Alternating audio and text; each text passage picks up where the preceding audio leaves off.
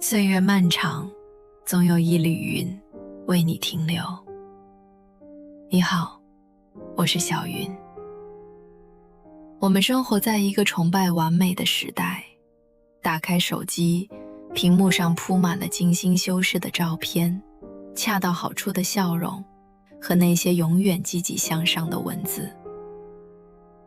我们似乎也默认了这种活法，要得体，要高效，要情绪稳定，要永远光鲜。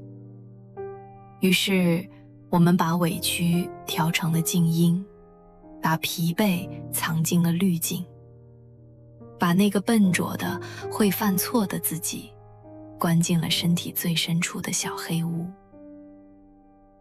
你有多久没有允许自己不开心了？有多久没有对别人的请求说出那个不字了？你小心翼翼地维护着那个名为好人的标签，仿佛那是你在这个世界上唯一可以安身立命的城堡。但你有没有发现，城堡虽然坚固，却照不进阳光。这种对完美的执念，也许并不是你的错。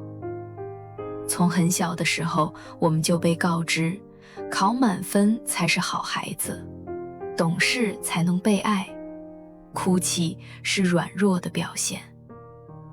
为了获得那个叫做认可的糖果，我们学会了戴上第一张面具。渐渐的，面具和皮肉长在了一起，我们忘了自己原本的样子，只知道如果摘下面具，就可能不被喜欢，就可能被遗弃。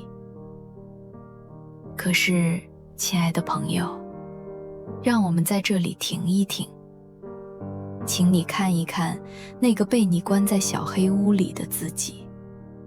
他不是恶魔，他只是一个受了伤的孩子。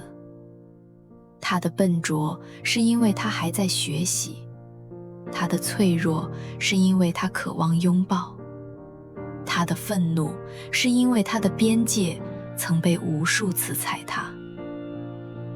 你努力活成一个毫无瑕疵的好人，其实只是想保护那个曾经因为不够好而受伤的小孩。你的防御机制是这样忠诚地爱着你，哪怕他的方式让你精疲力尽，让你离真实的自己越来越远。心理学家荣格曾说过一句发人深省的话：与其做好人，我宁愿做一个完整的人。完整意味着我们不仅有光明，也有阴影，不仅有坚强，也有软弱，不仅有宽容，也有锋利的边界。当你执着于做好人的时候，你其实是在砍掉自己一半的灵魂。那么，我想邀请你思考一个问题：如果今天是你生命中的最后一天，你是希望墓碑上刻着他是一个毫无缺点的好人，还是他是一个真实而完整的活过的人？你那些被视为缺点的部分，比如偶尔的懒散、适度的自私、必要的冷漠，也许正是你灵魂真正鲜活的印记。如果没有阴影，我们又怎能感知光的温暖？你愿意从今天开始试着敲开那间小黑屋的门吗？不是要放它出来大闹一场，而只是轻轻走进去，对那个蜷缩在角落的自己说一句：我知道你在，谢谢你保护了我这么久，现在我来了。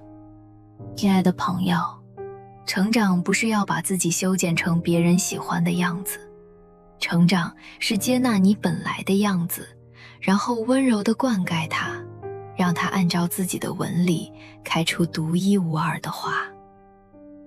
今天我想送你3份礼物。第一份礼物叫做允许。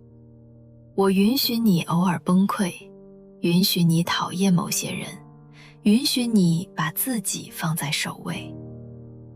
第二份礼物叫做暂停。如果太累了，你可以不用回复消息，可以拒绝一场无意义的聚会，可以什么都不做，只是静静地坐着，感受自己的呼吸。第三份礼物叫做完整。从今往后，请不要再撕裂自己。你的敏感是天赋，你的尖锐是力量，你的眼泪是内心深处尚未干涸的琥珀。你不需要活成一座完美的雕像，你要活成一条有生命的河流。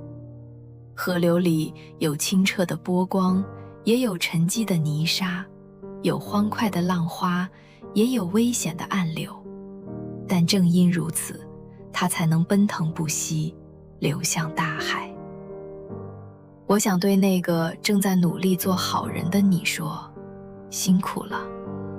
也想对那个刚刚被释放出来的不完美的你说，欢迎回家。今天辛苦了，好梦，我们下期见。